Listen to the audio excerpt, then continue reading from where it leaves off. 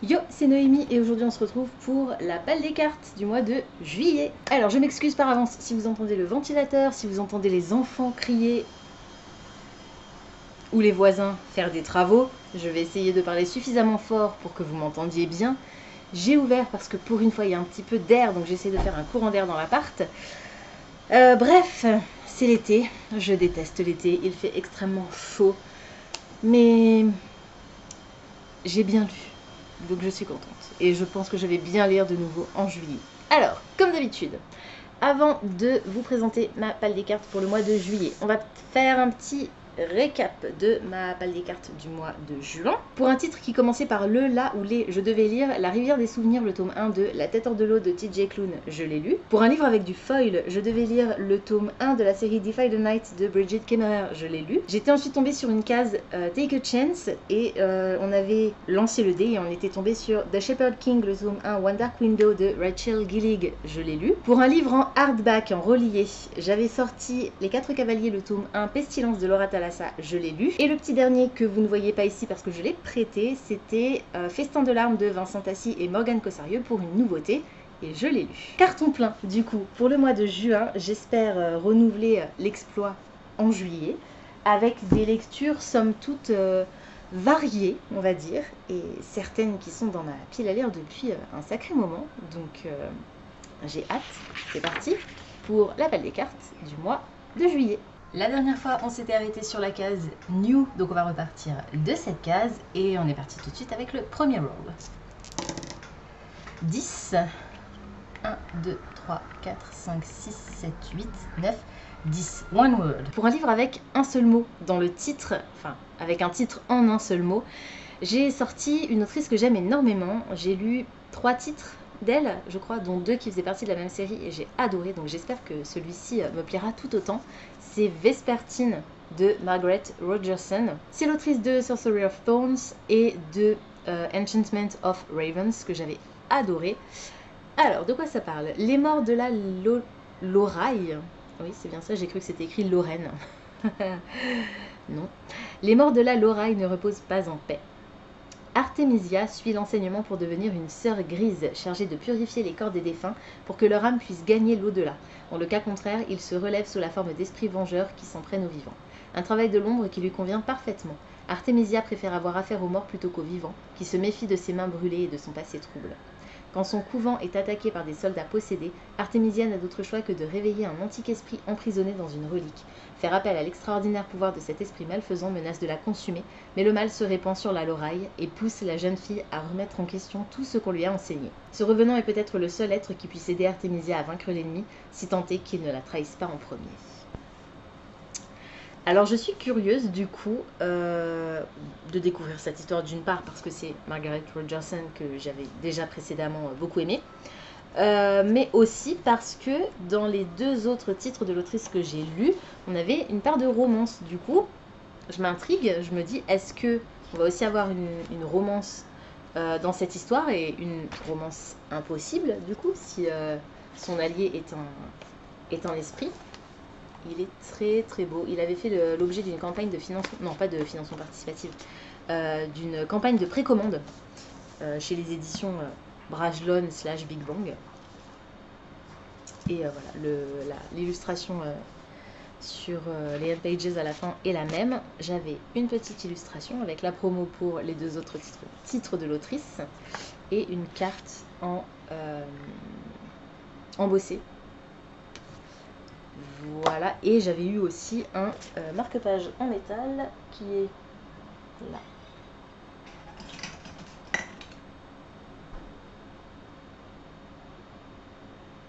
Qui est très très beau et que je vais du coup enfin pouvoir utiliser. Ça c'est très cool. Je vais le mettre tout de suite dedans. Voilà, donc c'est à peu près tout. J'ai hâte de lire cette histoire parce qu'il y a aussi ce côté du coup elle veut devenir une sœur grise, donc il va forcément y avoir un aspect un peu religieux, au moins un minimum religieux dans cette histoire. Et vous savez que la religion en fantasy c'est une thématique qui m'intéresse parce que j'apprécie la manière dont elle est traitée, contrairement au quotidien où c'est vraiment pas un sujet qui me passionne, la religion. Donc je suis curieuse. Rôle numéro 2. 11. 1, 2, 3, 4, 5, 6, 7, 8, 9, 10, 11. Welcome to Hell. Formidable. Les cartes Welcome to Hell sont un mélange de prompts pas très sympathiques. Au fur et à mesure où on tombe dessus, je les mets de côté pour ne pas récolter les mêmes à chaque fois. Il y en a, si je dis pas de bêtises, 12. Donc ça, ce sont celles qui me restent. Alors, je vais remélanger. Et c'est souvent des critères qui font que je n'ai pas du tout le choix, ou alors très peu le choix, sur le livre que je vais lire. Donc, on est parti. Allez. Random Year Published. Ok, alors je suis allée sur Livre Addict. J'ai exporté ma pile à lire physique exclusivement et j'ai regardé les dates d'édition, donc les dates de publication de tous les livres qu'il reste dans ma pile à lire physique. J'ai créé une roue avec les différentes années de publication. On va tourner la roue et puis on va voir sur quelle année on atterrit. Je devrais lire un livre qui a été publié cette année-là.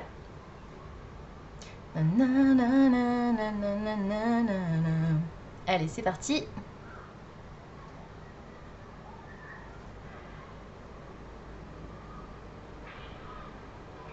« 2022 » ça 2021. Ok. Alors, voyons voir ce que j'ai en 2021. Ah, j'ai plusieurs options. Ça, c'est cool. Voilà. J'ai tout ça. Tout ce qui est surligné, ça a été publié en 2021. Alors, a priori, d'après Livre Addict, et surtout, c'est l'édition que je possède. Parce qu'il est possible qu'il y ait des éditions antérieures, notamment les versions originales par exemple, qui aient été publiées plus tôt. Donc, je ne sais pas si vous voyez bien, si c'est suffisamment clair. Ouais, le focus n'est pas extraordinaire. Voilà. Donc je voulais jeter un petit coup d'œil et puis je vous retrouve tout à l'heure en face cam pour vous montrer celui que j'ai choisi de lire. Ensuite, on est tombé sur une case Welcome to Hell qui m'a fait piocher une carte qui m'oblige à choisir un livre dans ma pile à lire qui a été publié en 2021. Donc, je vous ai montré la petite liste et j'en ai sorti un.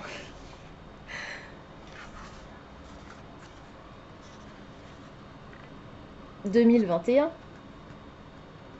c'est marqué là. The Prison Healer de Lynette Noni. Je pense que ça doit être le plus vieux livre de la Fairyloot qu'il me reste à découvrir. Alors, tous ces livres-là sont des livres de la Fairyloot. Mais celui-ci, je pense que ça doit être un des plus vieux. C'est un petit peu le running gag sur ma chaîne. Alors, ça faisait un moment que je vous en avais pas parlé. Mais là, je vais être obligée de le lire. Non seulement parce que je l'ai sorti pour la palle des cartes, mais également parce qu'il fait partie de mon challenge annuel Adventure in Eldia pour le Magical Readathon. Parce qu'en juillet, j'ai choisi un passage qui m'oblige à lire un livre dans le titre duquel il y a le mot heal, donc guérir, guérisseur, soigner. The Prison Healer, il y a le mot heal dedans. C'est le seul titre de ma pile à lire avec le mot heal. Donc je n'ai pas le choix, je suis obligée de lire ce titre. Peut-être que enfin je vais sortir cette série de ma pile à lire. Sachant que en plus j'ai la version française en audio sur Nextory. Donc peut-être que je réussirai à le lire assez vite. Alors on est sur de la fantasy young adulte avec une héroïne qui a 17 ans et qui travaille comme guérisseuse dans une prison. The Prison Healer.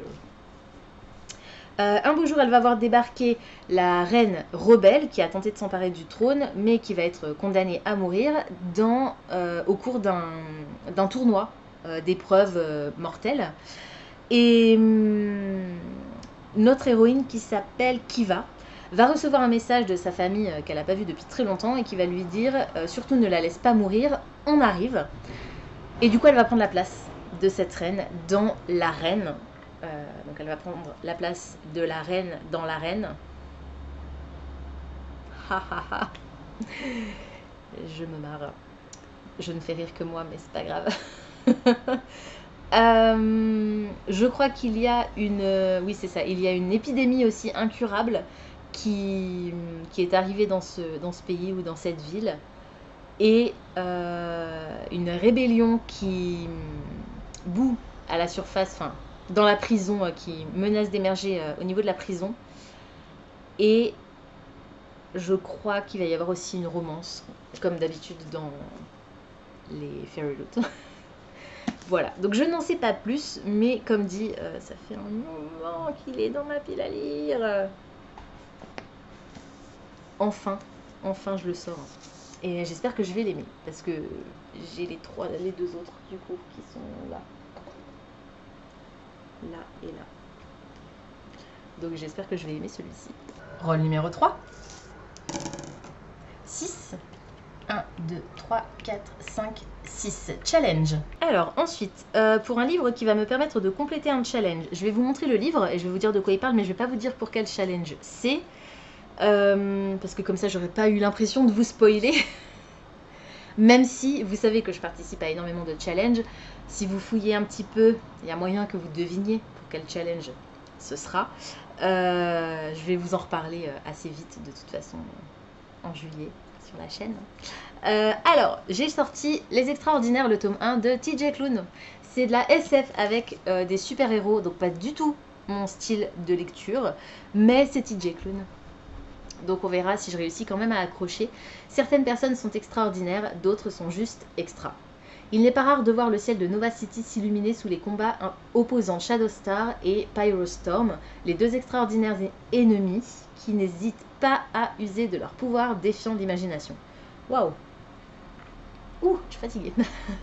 Dans les rues de la ville, guettant la moindre de leurs apparitions dans l'espoir d'une rencontre, se trouve Nick, un jeune homme atteint de troubles déficit de l'attention avec hyperactivité. Il est également l'auteur de fanfiction... Oui, c'est ça, l'auteur de fanfiction le plus populaire... Ah oui, il est également l'auteur de fanfiction le plus populaire du fandom des Extraordinaires. Son rêve absolu est de rencontrer Shadowstar, le faire tomber fou amoureux de lui et l'épouser. Et pour cela, il a une idée géniale. Enfin, selon lui, il va devenir à son tour un extraordinaire. Voilà, donc on est sur une romance. On est sur de la science-fiction avec, je pense, une grosse bonne dose d'humour, comme c'est si bien les écrire TJ Klune. À partir de 13 ans, ils disent, bon... Je vous en dirai plus quand je l'aurai lu. J'ai l'édition de Saxus. Je ne sais pas encore si je le lirai dans cette édition-là. Je vais essayer de trouver la version originale. De préférence en audio, sinon en numérique. Et si vraiment je ne trouve ni l'un ni l'autre, ben, je lirai cette édition-ci. Mais j'aimerais vraiment trouver la VO. Vous savez ce que je pense de cette maison d'édition. Rôle numéro 4. 4. 1, 2, 3... 4 Color Wheel. Ok, donc j'ai repris une roue cette fois-ci. Je l'ai modifiée parce qu'il y avait pas mal de bleu clair, bleu foncé, violet foncé, orange foncé. Bon, tout ça j'ai enlevé, j'ai gardé que les couleurs, on va dire, classiques. Et puis j'ai rajouté le noir, le blanc, le marron et le gris. L'idée c'est que la couleur sur laquelle on va tomber doit constituer en majorité, on va dire ça. Si vraiment j'ai pas de livre qui est en majorité de cette couleur sur la couverture, du moment qu'il y a un élément, ça marche. Mais l'idée ce serait vraiment que le livre soit en majorité de cette couleur. C'est parti.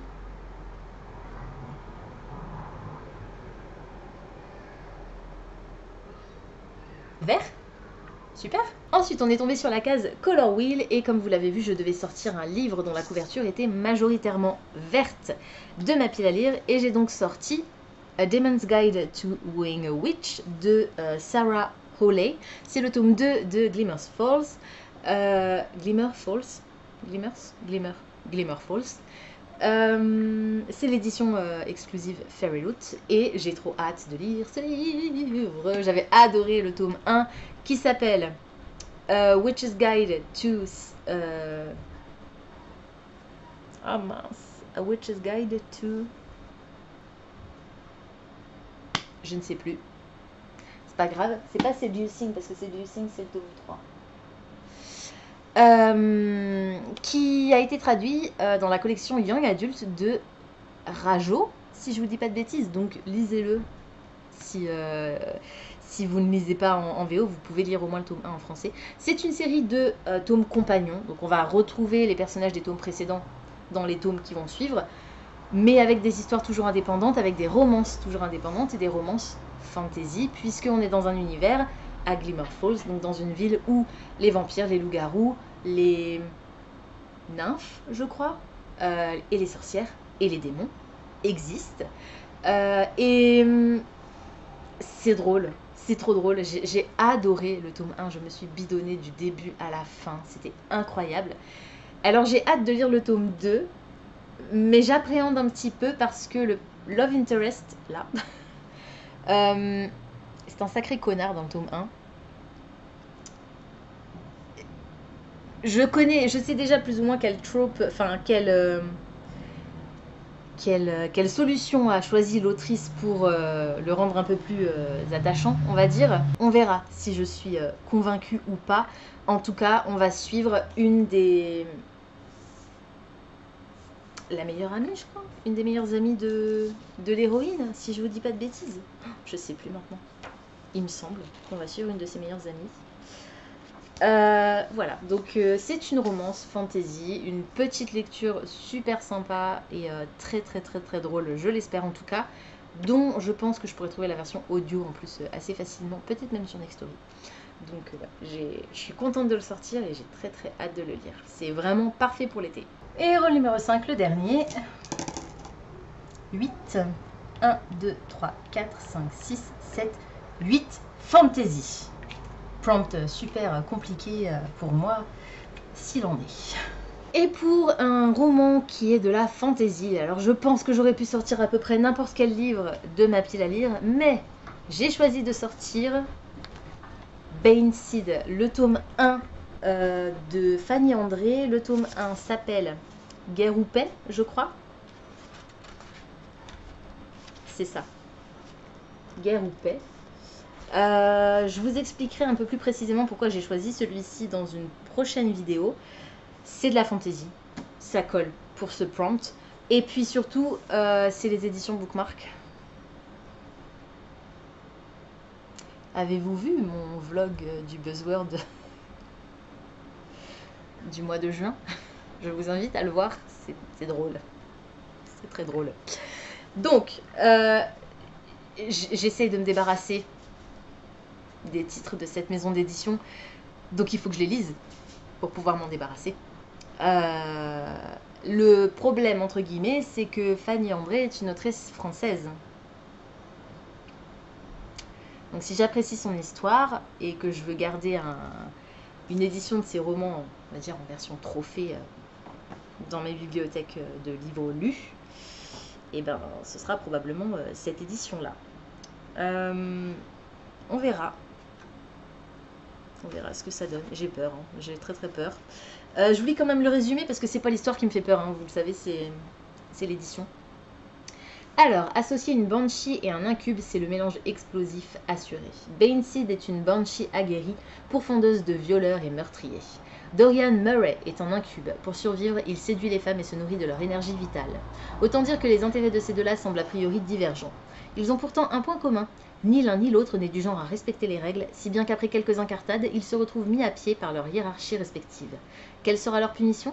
Devenir les agents, terme officiel qui pourrait très bien être remplacé par l'arbin, du conseil supérieur qui s'occupe de réguler les manifestations magiques. Le pire dans tout ça, ils vont devoir travailler en équipe, rien que ça. C'est à se demander qui a eu l'idée d'associer deux êtres aussi différents. Ensemble, ils vont sillonner les territoires celtes jusqu'à se rendre dans l'au-delà du Cid. Ils devront se montrer efficaces, malgré des alliés bien souvent défaillants et une forte envie de s'entretuer. Autant dire que la partie est loin d'être gagnée. On verra ce que ça donne. On est comme dit sur une fantasy, romance vraisemblablement, urban fantasy probablement. Le folklore celte m'intéresse beaucoup en termes surtout d'esthétique, parce qu'en réalité j'y connais pas grand chose.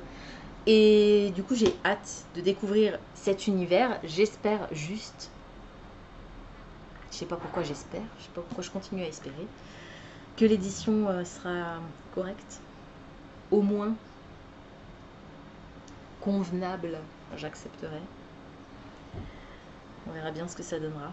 De toute façon, pareil, hein, comme pour les extraordinaires, je vous en reparlerai bientôt dans une vidéo. Et voilà ma palle des cartes du coup pour le mois de juillet. Alors la moitié des titres sont à l'envers parce que les éditeurs français n'impriment pas les titres sur les dos de leurs livres dans le même sens que les éditeurs britanniques ou américains. C'est pas grave. Si vous avez envie de me laisser une trace de votre passage, mais que vous ne savez pas quoi me dire, laissez-moi une plante dans les commentaires. Pas une fleur, une plante. Je pense qu'il doit y en avoir. Si vous ne trouvez pas de plante, mettez-moi une fleur. Ça ira très bien aussi. Celle que vous voulez. Et puis, on va bientôt repartir. Du coup, on est le 26 juin. Aujourd'hui, vous allez voir cette vidéo tout à l'heure.